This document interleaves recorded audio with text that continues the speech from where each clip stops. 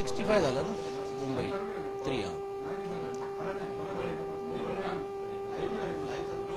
अरे तो टीव्ही नाईनचा दिसत नाही बूम. बघा दिसत.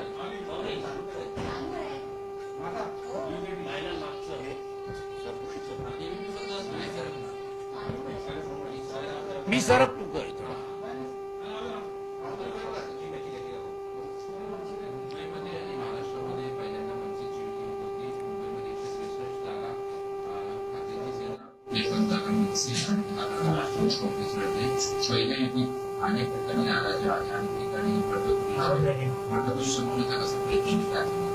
अरे एकतर ही गोष्ट नकारता येणार नाही, कारण निवडणुका या खूप उशिरा जाहीर झाल्यामुळे इच्छुकांची देखील गर्दी प्रत्येक पक्षामध्ये वाढलेली आहे. आणि बंडखोरी म्हणण्यापेक्षा, नाराजगी म्हणण्यापेक्षा ज्या काही भावना आहेत त्या उमेदवारीच्या माध्यमातून पण देखील लोक काही प्रकट करत असतात. पण आज 1-2 दिवसामध्ये आपल्याला पाहायला मिळेल की या सर्व बाबतीत विभाग न्याय विभाग प्रमुखांना आणि आमच्यासारख्यांना सूचना देण्यात आलेल्या आहेत पक्षाच्या माध्यमातून की जेणेकरून त्या सर्व उमेदवारांशी चर्चा करण्याचं काम करायचं. तर एक भाग म्हणून वरळीमध्ये पण देखील आजच संध्याकाळी या बाबतीत संबंधित लोकांशी चर्चा करून त्यांची समजूत घालण्याचं काम केलं जाईल. मोठ्या प्रमाणावरती ज्यावेळी एबी फॉर्म द्यायच्या अगोदर पण देखील विभाग न्याय किंवा वॉर्ड न्याय पण अशा काही अडचणी होत्या त्या देखील बहुतांशी दूर करण्याचं काम केलं.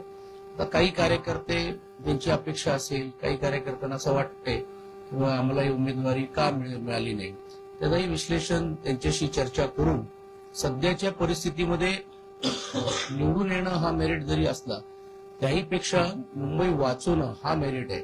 आणि बदलत्या परिस्थिती अनुसार मुंबईला वाचवण्याच्या या लढ्यासाठी आपण सर्वांनी एकत्रित राहायला पाहिजे, अशी ती साध मला असं वाटते आम्ही घालण्याचं काम त्यांच्याबरोबर आम्ही करणार आहोत. मला असं वाटतं एकतर जखम द्यायची आणि त्याच्यावरती मीठ चोळल्याचा हा प्रकार आहे. पहिला भारतीय जनता पार्टीच्या लोकांना ज्यावेळी विचारलं की मुंबईचा महापौर कोण होणार, हिंदू होणार, ज्यावेळी ही टीका झाली त्यावेळी मात्र हा मुंबईचा महापौर हा मराठी होईल हे त्यांना सांगावं लागलं. म्हणजे मनात एक आहे आणि तोंडात एक वेगळं. आणि आता तुम्ही बघता तर कशी हिंमत होते भारतीय जनता पार्टीची हिंदी भाषिक असलेल्या नेत्यांची, एवढी हिंमत. म्हणजे ही एका प्रकारे ही माज आहे का? कारण एवढी आम्ही संख्या आणू किंवा मुंबईचा महापौर हा हिंदी भाषिकच व्हायला पाहिजे, अशी ज्यावेळी एका प्रकारे चेतावणी म्हणा किंवा एका प्रकारे आव्हानात्मक बोललं जातोय, मला असं वाटते यातूनच कळते की आजही मराठी माणसाची किंवा या शहरातल्या मराठीवरती प्रेम करणाऱ्या अन्य सर्व भाषेची ही एका प्रकारे मोठ्या प्रमाणावरती अपमानित करण्यासारखी गोष्ट आहे. आणि ह्यांची मी माज मतदार निश्चितपणे या निवडणुकीमध्ये उतरल्याशिवाय राहणार नाही.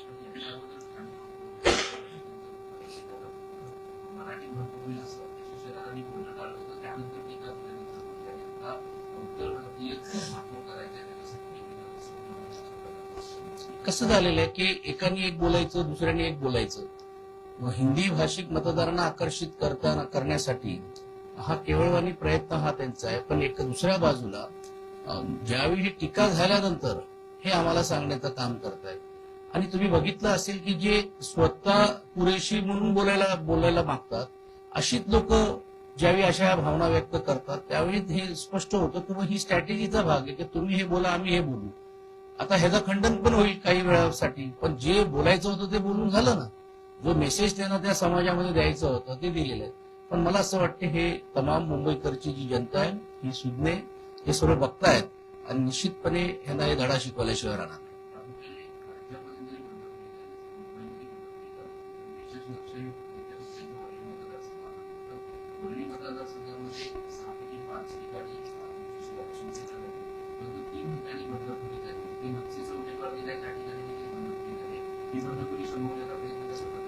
नाही, त्यांच्याबरोबर चर्चा आजच आम्ही करणार आहोत. आज उद्यामध्ये चर्चा करण्याचं काम करू, समजूत घालण्याचा प्रयत्न करू. मात्र एक गोष्ट नक्की आहे की ती समजूत घातल्यानंतर पण देखील जर कोण पुढे आलं नाही तर नक्कीच जो मित्रपक्षाचा जो धर्म आहे तो आम्ही पाळण्याचं काम प्रत्येक भागामध्ये आम्ही करू. जे कार्यकर्ते त्या मताशी सहमत असतील त्यांना घेऊ मतदार हा देखील हा आमच्या बरोबर राहिलेले आहेत आणि बदलत्या परिस्थितीनुसार ही युती का महत्वाची होती, ही दोघे कुटुंबातले भाऊ आणि दोन्ही पक्ष एकत्र का आले, हे लोकांमध्ये आम्ही स्पष्ट रीतीने पटवून सांगण्याचं काम केलेलं आहे. मला असं वाटते किंवा ते नाही शमले तर मग नाईलाजाने कायद्याने किंबहुना पक्षशिस्तीच्या मान ठेवून ती असेल की योग्य ती कारवाई आपल्याला करावी लागणार.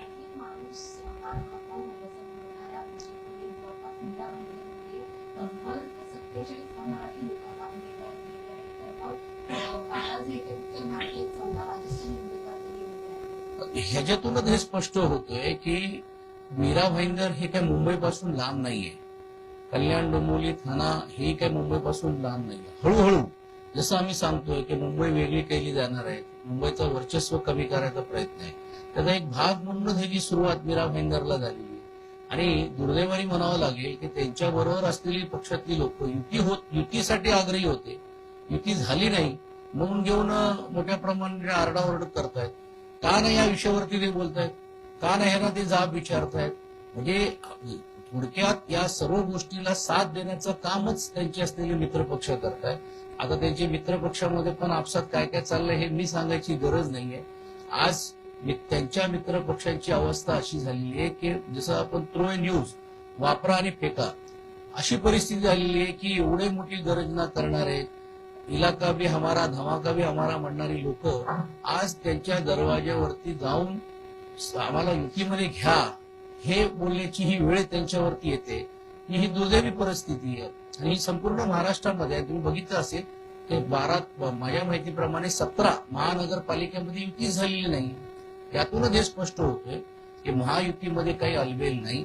सत्तेतले असलेले पक्ष एका प्रकारे विरोधी पक्षाची स्पेस काढण्यासाठी हे अशा प्रकारचं वातावरण करतायत आणि सत्तेसाठी आम्ही कसे हापलेलो आहोत हे याच्यातून स्पष्ट होतं.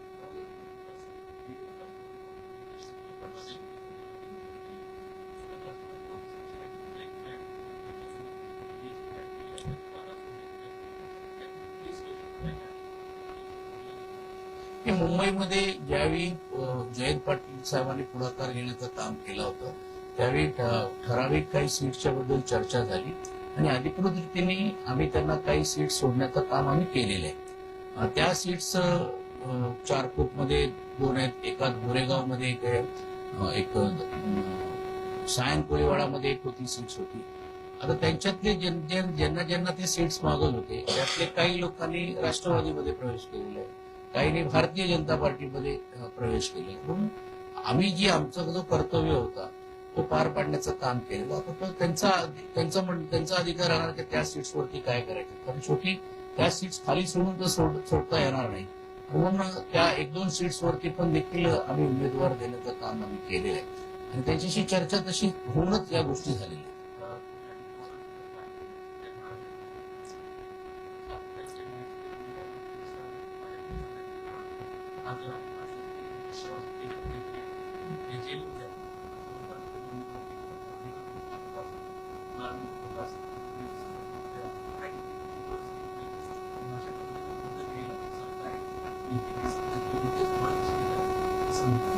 राज्याचे उपमुख्यमंत्री राहिल्यानंतर आणि एवढ्या मोठा दांडका त्यांचा गेल्या अनेक वर्षाचा अनुभव आणि पकड ही त्या जिल्ह्यावरती असताना देखील आजही त्यांना उमेदवार दुसऱ्या पक्षातून आयात करून घ्यावा लागतोय हे दुर्दैवी आहे. म्हणजे अगदीच बोलायचं झालं तर पिंपरी चिंचवडमध्ये 12 उमेदवार हे त्यांनी आमच्या पक्षातले घेतले. म्हणजे ह्याचा अर्थच असा आहे की जी उमेदवारांची त्यांची जी संख्या आहे आमच्या पक्षातून इतर पक्षातून ही घ्यावी लागते, हीच दुर्दैवी परिस्थिती आहे. आणि जर उमेदवार मिळत नसेल तर पाहिजे ती तडजोड करू आणि पाहिजे त्या लोकांना घेतल्यानंतर आम्हाला सत्ता आमच्या ताब्यात ठेवायचं आहे. हा जो एकंदरीत सत्ताकरणच्या नावाखाली जे अर्थकारण चाललेलं आहे त्यातूनच तुम्ही बघितलं असेल की अनेक गुंड टोळीतले असलेल्या लोकांना समावेश करणं म्हणजे खऱ्या अर्थाने त्यांना प्रोत्साहन देणं. ते वारंवार ज्यावेळी राज्याचे पालकमंत्री म्हणून सांगतात, त्या विभागाचे जिल्ह्याचे पालकमंत्री आणि उपमुख्यमंत्री म्हणून ज्यावेळी ते सांगतात, हे कायदा सुव्यवस्थेबद्दल ते परकट टीका करण्याचं काम करतात. मग आता अशा लोकांना प्रोत्साहन देऊन अप्रत्यक्ष त्यांना संरक्षण देण्यासारखंच झालेलं आहे. अशी जर पुण्यातली उद्या भविष्य काळामध्ये महानगरपालिकेची सत्ता ज्यामध्ये अशा प्रकारचे लोक जर असतील तर नेमकं त्या महानगरपालिकेचा हा सत्ताकरणसाठी चाललाय का अर्थकरणसाठी चाललेला आहे? आणि दुसऱ्या बाजूला भारतीय जनता पार्टी काय कमी आहेत का? तेही तशा पद्धतीने वापर करतायत. म्हणजे भारतीय जनता पार्टी सारखा पक्ष इकडे केंद्रीय मंत्री आहेत, दोन कॅबिनेट मंत्री आहेत, मुख्यमंत्री स्वतः लक्ष देऊन आहेत. असं असताना पण त्यांना इतर पक्षातून कुडून नगरसेवक घ्यावे लागत आहेत. आज पुणे शहरातले 7 नगरसेवक आमचे विद्यमान नगरसेवक ह्यांना त्यांनी प्रवेश दिलेला. म्हणजे ह्याचा अर्थच होता तर त्यांच्याकडे त्यांच्या विरुद्ध लढण्याची ताकदच नव्हती. आणि अशा प्रकारे राजकारण करून हे सामोरे जात असताना पुणे महानगरपालिकेला हे स्पष्ट होतंय की पुणे महानगरपालिका हे भ्रष्टाचाराला प्रोत्साहन देण्यासाठीच या सर्व लोकांना हे एकत्रित करण्याचा प्रयत्न होतो. आपण बघितलं असेल की राज्यभरामध्ये आता एक नवीन पॅटर्न सुरू झालेली आहे. म्हणजे मला आश्चर्य वाटते की नाशिकमध्ये एबी फॉर्म वाटताना शासकीय पोलिसांची मदत घेऊन प्रोटेक्शन मध्ये एबी फॉर्म वाटले जात आहेत. काही भागांमध्ये एबी फॉर्म पळून घेऊन गेले म्हणून घेऊन सत्ताधारी पक्षातले लोकांचे कार्यकर्ते त्यांच्या मागे धावताना आपल्याला पाहायला मिळत आहेत. त्याहीपेक्षा मंत्र्यांवरती आरोप होत आहेत. अनेक निष्ठावंत कार्यकर्ते जे होते त्यांना न देता बाहेरच्या लोकांना येऊन उमेदवारी दिली जाते. अशातली नाराजगीचा सूर पण देखील राज्यभरामध्ये सत्ताधारी पक्षाच्या लोकांचा आहे. त्यातूनच हे कळते की सत्तेसाठी पक्ष त्याग करून निष्ठावंतांना त्याग करून जे एका प्रकारे उपरे आहेत पण आम्हाला ते सत्ताकरण करून मिळून देऊ शकतील अशा लोकांना घेण्याचा प्रयत्न चाललेला आहे.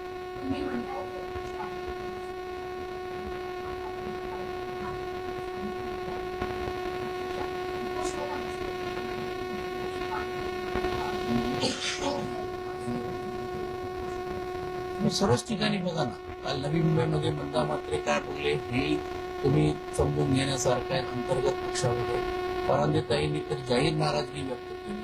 पुणे शहरामध्ये पण देखील तिकडे टिळकरजींच्या घरातल्या लोकांना दिल्यामुळे तिकडे काय झालेलं हे बघितलं असेल. माधुरी मिसाळ यांच्या कुटुंबातल्या लोकांना दिल्यानंतर काय झालेलं म्हणजे सर्वच ठिकाणी अलबेले अशातला भाग आहे.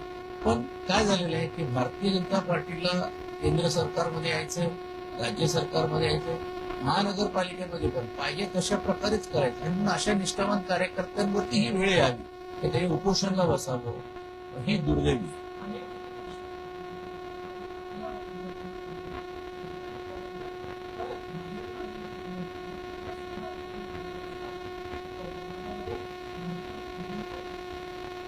ते अनेक वेळा एबी फॉर्म दिले, नंतर मग जाऊन ते लेटर पाठवून कॅन्सल करण्याचं काम केलेलं आहे. अनेकांना एबी फॉर्म निवडणूक आयोगाच्या कार्यालयाच्या आत जाऊन वाटलेले आहेत. हे माझी अधिकची माहिती अशी आहे पुण्यातली किंवा तिकडे ठराविक काही विभागामध्ये प्रभागामध्ये एबी फॉर्म घेऊन कार्यकर्त्यांना प्रवेश दिला गेला आणि एबी फॉर्म बाहेर नाही तर तिकडे आत भरवले गेले. ही पहिल्यांदा आम्ही पाहतोय की भारतीय जनता पार्टीचे एबी फॉर्म निवडणूक कार्यालयामध्ये वाटले जातात आणि तिकडे भरले जातात. त्याचा अर्थ असा आहे तर तो कार्यालय का आता भारतीय जनता पार्टीचं झालंय का? आणि मग जर कोण उमेदवार मिळत नसेल तर त्याला त्याच्याकडे द्यायचं आणि काही उमेदवार दिलेले आहेत त्यांच्याकडे परत घ्यायचं. असं देखील नाट्यमय गोष्टी काय काय भागांमध्ये आपल्याला पाहायला मिळतात.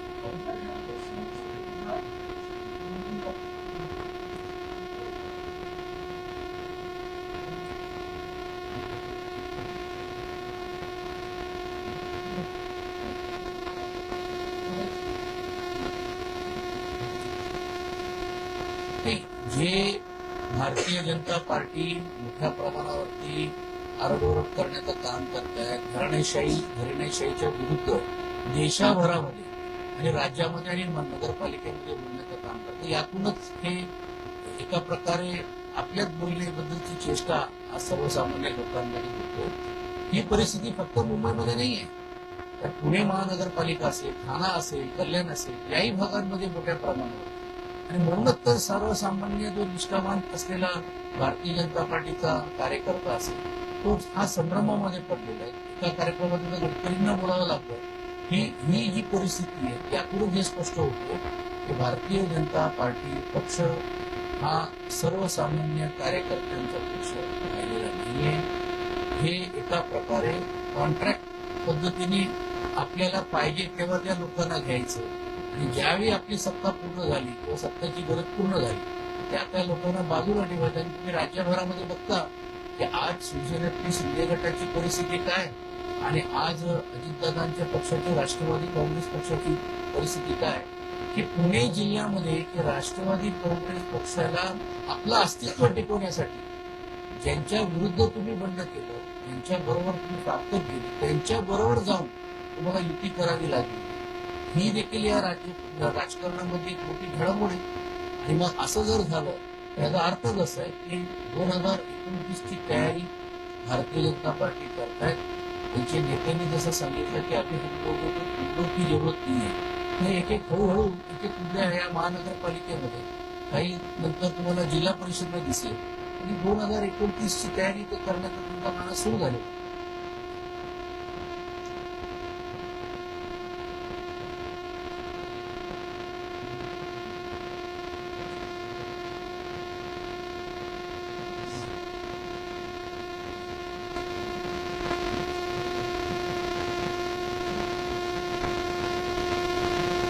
वस्तुस्थिती आहे. आणि म्हणूनच आम्ही याबद्दलच्या परिषदमध्ये असेल, विधानसभेमध्ये ज्यावेळी आम्ही आवाज आणि जिल्हा निवडणुकीमध्ये आम्ही घेतलो ते आमच्याकडचे मतदार हे काय मतदार नाही आहे.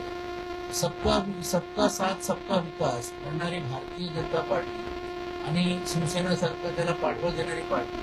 पण आमचे लोक का बांगलादेशवरून आले, आमचे मतदार काय या राज्याचे मतदार नाही. आणि पैसा कोणाचा आहे?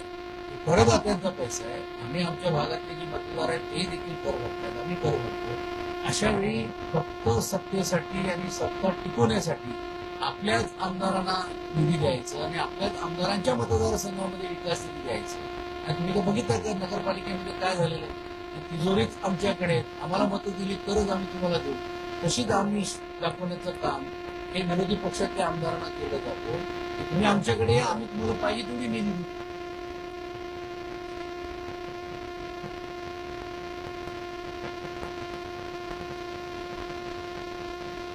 निवड अपक्ष भरलेले नाही.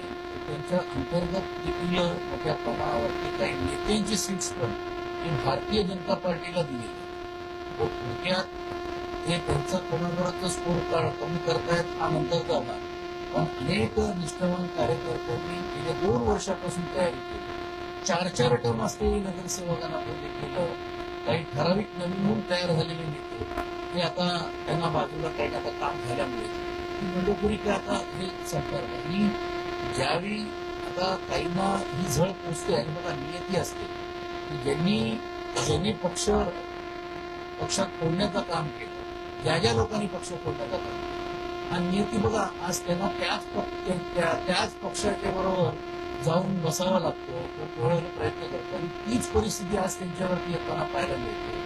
आणि त्याच प्रकारची वागणूक हे त्यांचे असलेले सत्तेतले असलेले मित्र पक्ष त्यांना देत आहेत. मग आज राष्ट्रवादी काँग्रेस पक्ष असेल किंवा शिवसेना असेल, एका बाजूला महायुती सरकारमध्ये बसायचं, मात्र दुसऱ्या नगरपालिका महानगरपालिकामध्ये वेगळी चूळ मांडायची आणि महायुती पूर्ण भक्कम आहे आणि पुढच्या काळामध्ये महायुती मिळूनच जणू असा जो दावा होता पोल ठरताना आपल्याला पाहायला मिळतो.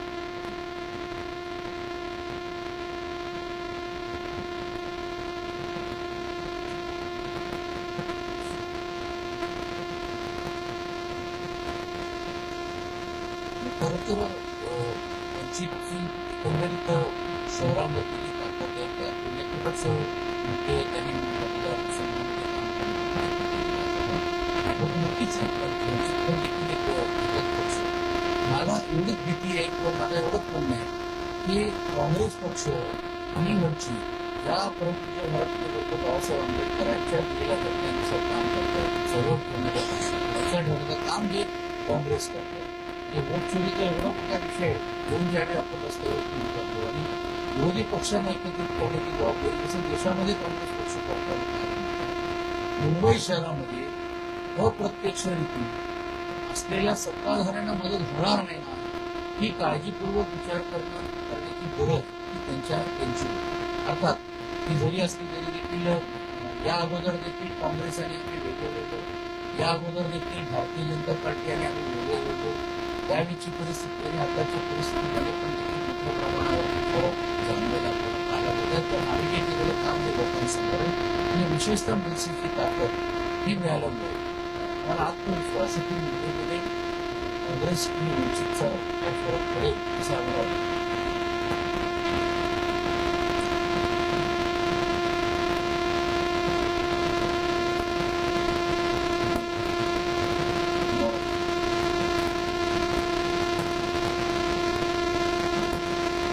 आणि आताही तुम्ही जर बघितलं असेल विधानसभेमध्ये असेल किंवा महाराष्ट्रीय विधानसभेमध्ये असेल, काही लोकांना भारतीय जनता पार्टीने त्यांनी सांगितलेली या सीटं तुम्हाला घ्यावी लागेल.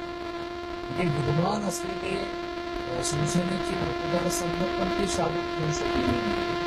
विद्यमान असलेले ज्या लोकांनी आमच्याकडे फारकत घेऊन त्याच्यावरती महानगरपालिकेची निवडणुकीची तिकीट मिळेल अशी जी अपेक्षा काहींची होती.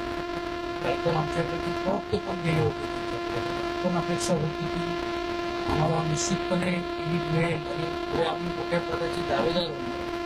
आता आपल्याला का दिली गेली नाही हा नंतर जाणार. पण पूर्ण मुंबई महानगरपालिकेमध्ये कुठच्या सीट्सवरती शिवसेनेने लढावं हे जर भारतीय जनता पार्टी जर ठरवत असेल आणि हे थोडक्यात कोणी लढावं आणि कोणाला उमेदवारी द्यावी अशी परिस्थिती जर पक्षाची असेल तर आठ मानाने उभे राहणारा हा जो पक्ष आहे आज त्याची परिस्थिती काय आहे हे आपल्याला पाहिजे.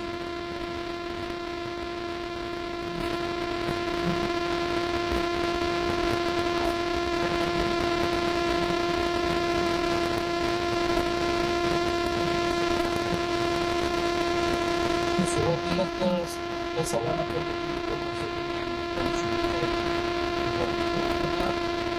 निवडणूक म्हटलं तर वेळ 35 झाली. काय नवीन काही गोष्टी पण असा हा ठराविक मतदार असतो किंवा असे ठराविक लोक असतात किंवा प्रतिनिधी असतात. मुंबई शहरासाठी नवीन वर्ष नवीन महानगरपालिका वर्षामध्ये प्रशासकीय यंत्रणा असल्यामुळे लोकांना हा अपेक्षा सहन करावं लागतं की भविष्यामध्ये होणार नाही. तुम्ही आता बघा 31st तर रोजच केली हे मी ज्यावेळी नाईट लाईफ आपण जेव्हा सर्व दुकानं उभे राहिलं गेल्या महिन्याभरापासून आपल्या सरकारने 25 तारखेपासून रोज 5 वेळेपर्यंत तुमचे रेस्टॉरंट बार हे चालू राहते.